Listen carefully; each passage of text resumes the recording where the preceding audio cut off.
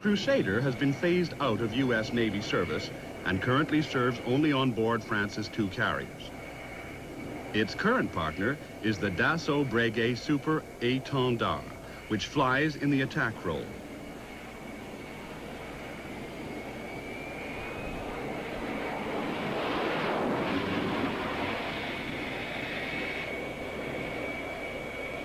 The Super Étendard's most important weapon is the Exocet missile as used by the Argentines during the Falklands conflict.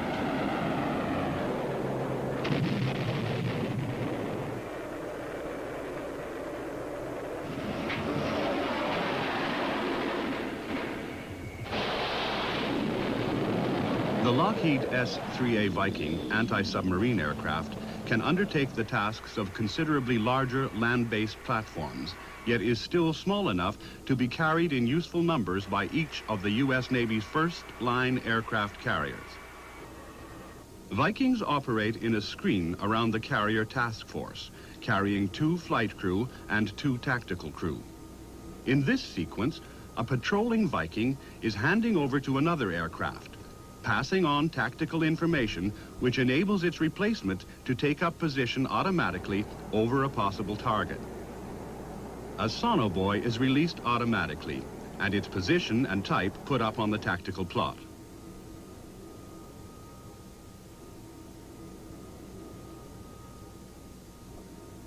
The second Viking is now in charge of the hunt, and the sensor operator checks his display against the acoustic fingerprints of known submarine types to get a precise identification.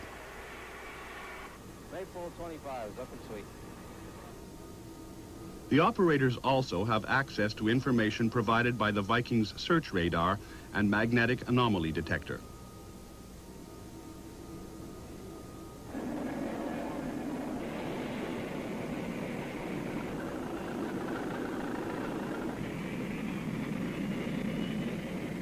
All acoustic and tactical data are routinely taped for subsequent analysis back on board the parent carrier. The data can also be fed back in real time to the carrier's Combat Information Center so that developments can be assessed and additional aircraft deployed if necessary. Combat, we've confirmed 704's contact. Roger, SW, thank you. Flag, GAO. As the threats during this exercise increase, the air traffic controller takes steps to harden the carrier's defensive screen. Admiral Flag 2. The Viking is powered by a pair of economical General Electric TF-34 turbofans and possesses excellent loiter capability. This allows the aircraft's electronic support measures system to listen for hostile emitters such as radar, whose nature and location are then fed into the evolving tactical plot. Madman, madman. Given this constant updating of the tactical situation, there is little chance for a hostile to remain undetected. This time I'd like to lay a barrier down his back for a good CPA. Possible contacts are investigated with a new barrier of sonobuoys, and the electronic net closes steadily on any target. Here, the Viking's great weapon capability comes into play. Ordnance is carried in a fuselage weapons bay and on 2 underwing hardpoints to a maximum weight of 7,000 pounds.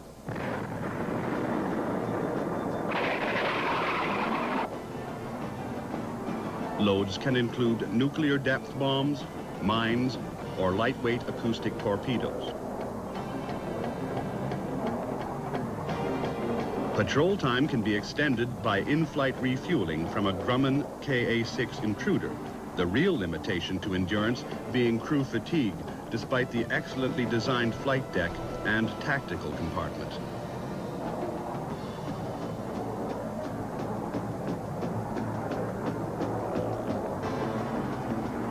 With refueling completed, the Viking returns to its mission, relieving another aircraft, or, as in this case, investigating a suspected Soviet submarine.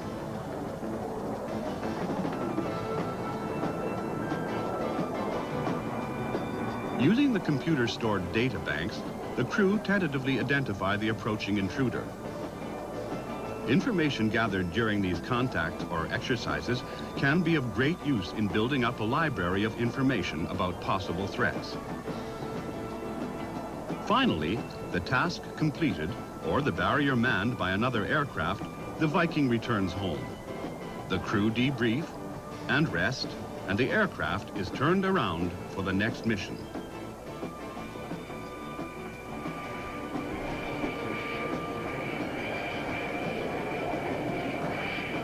To meet the threat of future submarines, Vikings are being upgraded to S-3B standard with modernized electronics and the ability to carry the Harpoon anti-ship missile.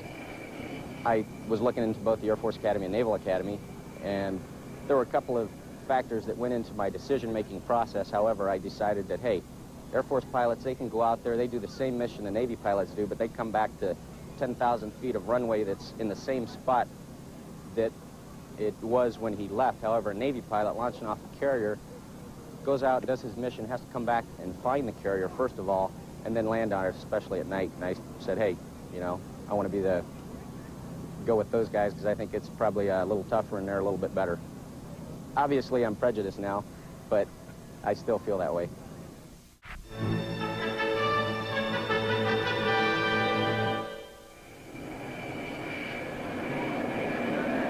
As the British discovered during the Falklands conflict, forewarned is forearmed, and Grumman's odd-looking E-2C Hawkeye is the ultimate naval force multiplier, providing a superb early warning and control system for U.S. Navy carrier groups.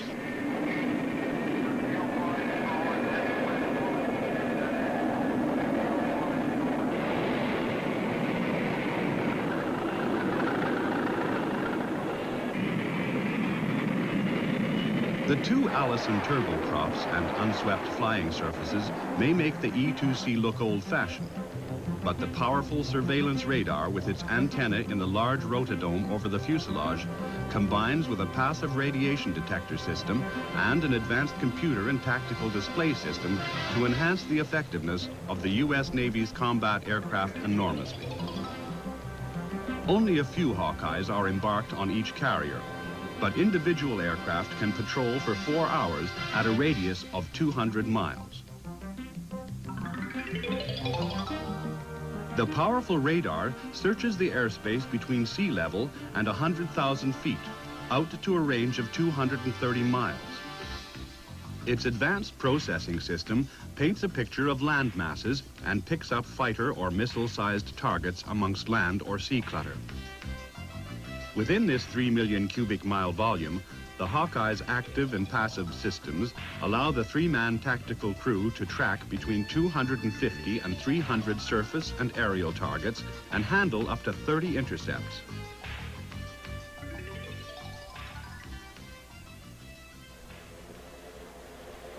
I believe I hold a bogey about 308, 142. The Hawkeye's capabilities are not just defensive. U.S. Navy attack aircraft can be guided and warned by the E-2's electronic systems. This makes for greater accuracy in attack and reduces losses to the strike force. For U.S. service, the type is under constant development in terms of its radar, electronic support measures, and tactical control systems. Based on the Electra airliner, the Lockheed P-3 Orion is the West's most important patrol and anti-submarine aircraft. The latest Orion variant is the P-3C with a flight crew of 5 and an advanced suite of sensors and plotting equipment manned by a tactical crew of 5. Orion operates from long land runways so that it can lift off with maximum fuel and a large load of weapons.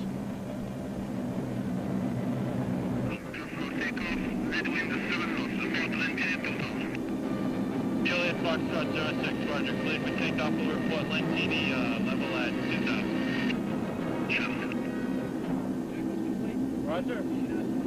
Ready to go. Here we go. Roll. Push normal rated. Right.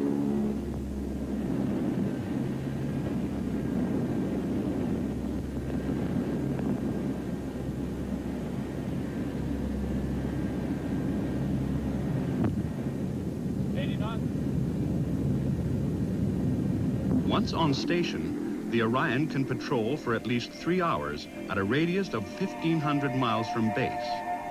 1 or 2 engines can be shut down and the propellers feathered for extended patrol duration.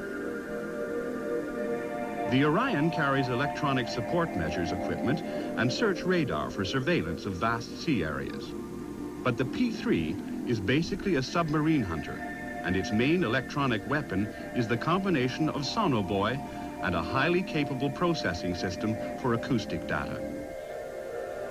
Here, the operator has identified a Soviet submarine and informs the captain.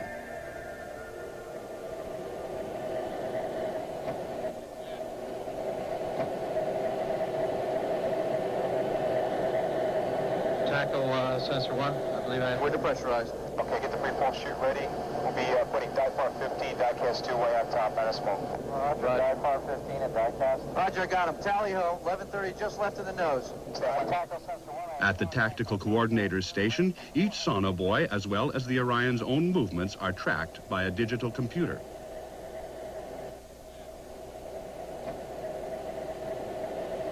Roger, stand by. He's about 15 feet. sequence, search by weapons. Roger, search bar. Got search bar? Roger, we'll be executing The magnetic anomaly detector, or MAD, pinpoints the target's position. Throughout the action, the computerized tactical system handles a volume of data which would otherwise overwhelm the operators. 5 seconds. Over long ranges, endurance is of course limited, but relays of Orions can be used for constant tracking of suspects. Ultimately, the Orion can attack with 20,000 pounds of assorted weapons tailored to specific targets. The deadly stores can include air-to-surface missiles, bombs of various types, up to 3 nuclear depth bombs, or 8 anti-submarine torpedoes. Carrying up to 6 Harpoon anti-ship missiles, the Orion can also provide a shield against surface attack. These powerful weapons have a range of more than 60 miles and enable the launch aircraft to attack from well outside the ship's air defense weapons. The P-3 is also a formidable mine layer. Up to 12,000 pounds of mines can be dropped in each sortie, enabling an Orion force to lay barriers at short notice across submarine and ship choke points. More humanitarian tasks that can be undertaken by the Orion are sea control and search and rescue. Particularly useful in this task is the forward-looking infrared sensor, which is trainable and provides long-range vision in poor weather conditions and at night. Help should be there by tomorrow morning. Thank you so much for your help. The comprehensive nature of the Orion's tactical and plotting system allows it to build up a comprehensive picture of all shipping in its patrol area. The information is recorded on film and tape for more detailed analysis back at base.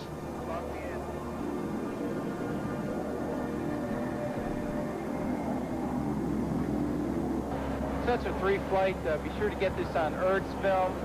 And TC, are you taking a look at this contact? Roger, flight. I'll make sure intelligence sees this.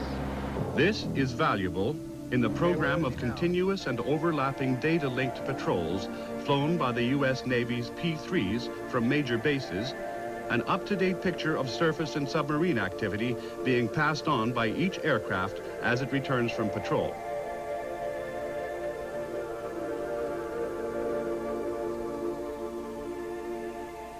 And its position and type put up on the tactical plot.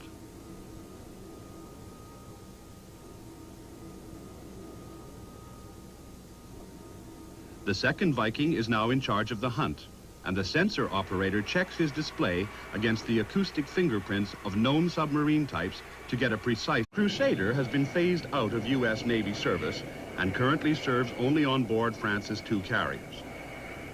Its current partner is the Dassault Breguet Super Étendard, which flies in the attack role.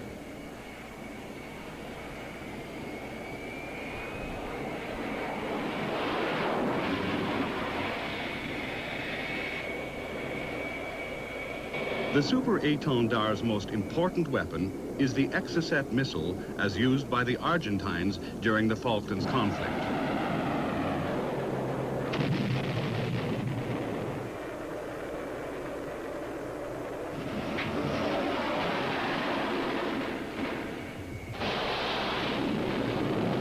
The Lockheed S-3A Viking anti-submarine aircraft can undertake the tasks of considerably larger land-based platforms, yet is still small enough to be carried in useful numbers by each of the U.S. Navy's first-line aircraft carriers.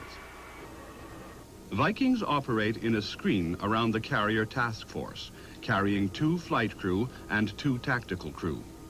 In this sequence, a patrolling Viking is handing over to another aircraft, passing on tactical information which enables its replacement to take up position automatically over a possible target. A sonobuoy is released automatically.